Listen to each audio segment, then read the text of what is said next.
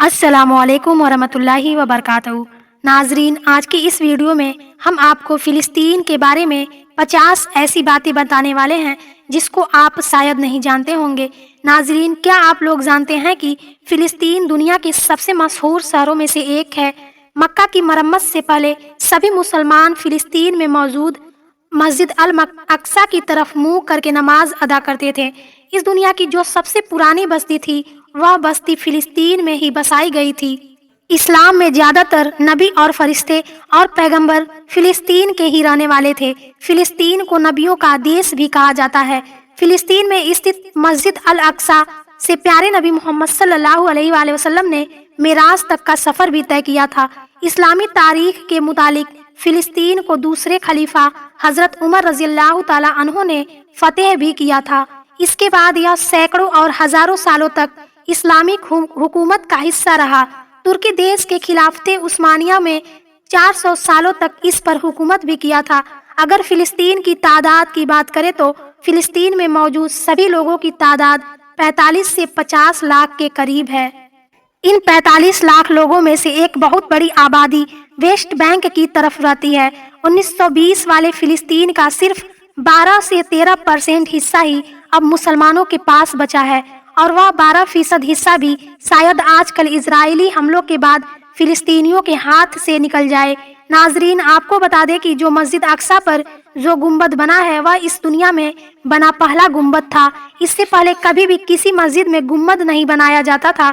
इसकी बुनियाद खलीफा अब्दुल मलिक मरवान ने 1692 ईस्वी में रखी थी, जिसके बाद इस गुंबद का इस्तेमाल सभी मस्जिद में किया जाने लगा। मस्जिद अक्सा पर जो गुंबद बना है उसे डोम ऑफ द रॉक के नाम से जाना जाता है। मस्जिद अक्सा कुल 35 एकड़ जमीन पर बनी है और उसके अंदर कई मस्जिद और लाइब्रेरी भी है। फ़िलिस्तीन में आज भी इस्लामी वक्फ सिस्टम जारी है। मस्जिद अक्सा भी इसी वक्फ सिस्टम का एक हिस्सा है और इस सिस्टम के द्वारा सरकार को मदद मिलती है। नाजरीन, आज भी फ़िलिस्तीन के 45 से 50% हिस्से पर जैतून की खेती की जाती है और फ़िलिस्तीन जैतून की खेती करने वाले सबसे बड़े 10 देशों में शामिल है। इजराइल के लगातार फ़िलिस्तीन पर हमले किए जाने की वजह से कब फ़िलिस्तीन में हर साल करोड़ों रुपए का नुकसान होता है, लेकिन इन सब के बावजूद भी वहाँ पर आज भी बड़े पैमाने पर कपड़े का कारोबार बहुत अच्छा चलता है। फ़िलिस्तीन में बने पत्थर और टाइल्स आज दुनिया भर में इस्तेमाल किए जाते हैं। मक्का मुकर्रमा में इस्तेमाल किए गए कुछ पत्थर भी फ़िलिस्तीन से ही मंगाए गए हैं। नाजरीन, फ़िलिस्तीन को बांटकर इजराइल बनाने का सबसे पहले मंसूबा 1973 में पेश किया गया था, जिसे मुसलमानों ने नाकामयाब बना दिया। लेकिन सन 1947 में ब्रिटेन ने बहुत ज़्यादा साजिश करके इसे 2 हिस्सों में बांट दिया और एक नए देश इजराइल को बना दिया। ब्रिटेन ने हर एक मुस्लिम देश को बहुत ही ज़्यादा कमज़ोर करने की कोशिश भी की और इसी तरह ब्रिटेन ने भारत को भी 2 हिस्सों में बांटा, जिससे कि मुसलमान की ताकत को कम किया जा सके। और यही काम फ़िलिस्तीन में भी किया गया और इस तरह मुसलमानों की ताकत और सल्तनत को 2 हिस्सों में बंटकर रह गई। इस बात को बहुत कम लोग ही जानते हैं कि इस्लामी दौर हुकूमत में फ़िलिस्तीन का इलाका जॉर्डन, मिस्र जैसे इलाकों देशों तक फैला हुआ था और यह सभी देश फ़िलिस्तीन का ही एक हिस्सा थे। हज़रत यूसुफ अलैहिस्सलाम ने जिस मिस्र देश पर हुकूमत की थी उन देशों में फ़िलिस्तीन भी शामिल है। दुनिया का सबसे मशहूर बादशाह जिसे सिकंदर कहा जाता था, उसने भी फ़िलिस्तीन पर ही हुकूमत की थी।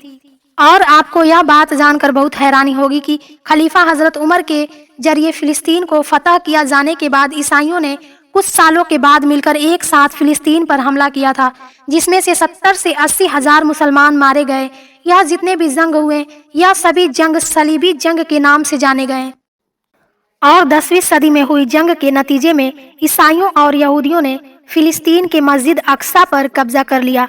लेकिन सन 1887 ईस्वी में सलामुद्दीन अयूबी ने इन ईसाइयों और यहूदियों को हराकर एक बार फिर से मस्जिद अक्सा पर कब्जा कर लिया।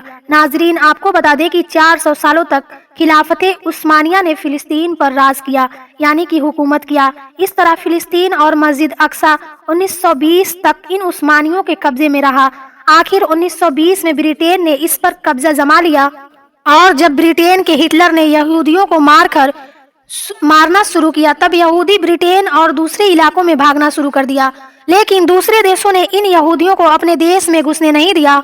ऐसे समय में फिलिस्तीन के मुसलमानों ने उनकी मदद की और अपने देश में रहने का इजाज़त दे दिया। लेकिन बाद में मुसलमान की यही मदद उनके लिए महंगी पड़ गई और यहूदी फिलिस्तीन में ब्रिटेन की मदद से अपना एक अलग देश बनाने में लग गए। और फिर इन सब के बावजूद भी ब्रिटेन ने 1947 में फिलिस्तीन को 2 हिस्सों में बांट दिया और एक नए देश इजराइल को कायम कर दिया। नाजरीन, आपको बता दें कि पूरे यहूदी पूरे फिलिस्तीन पर कब्जा करके उस फिलिस्तीन को ग्रेट इजराइल देश बनाना चाहते हैं और उनका इरादा यह है कि मस्जिद अक्सा को गिराकर हैकले सुलेमान की तामीर करना है। और अगर इसराइल की माने तो मिस्र, इराक, जॉर्डन, इराक, ईरान सब इसराइल का ही है।